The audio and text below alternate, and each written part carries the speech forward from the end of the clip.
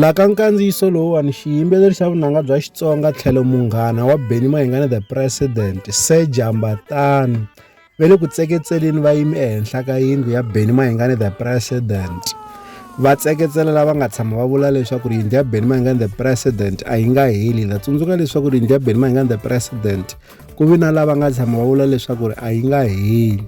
Se Sir Jambatani ve le ku tseketseleni swinene eka lava a ve te yindlu ya murhangaphandla a yi nge heli. Hi lowu nkandziyiso wa kona.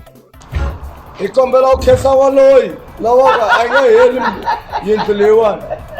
Ha mi khensa hi mhaka ku hi vona yi heli hi leyiwani mara a swi tivi ku hela mi vula yini valoyi.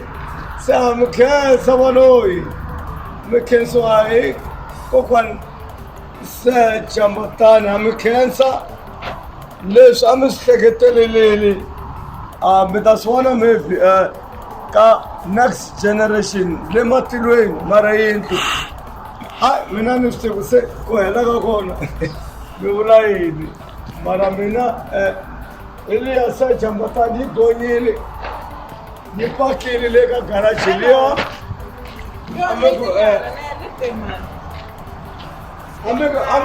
ameko milorho leyiwani this was not milorho hi lava vanhu va tirheni laya loko mi lava.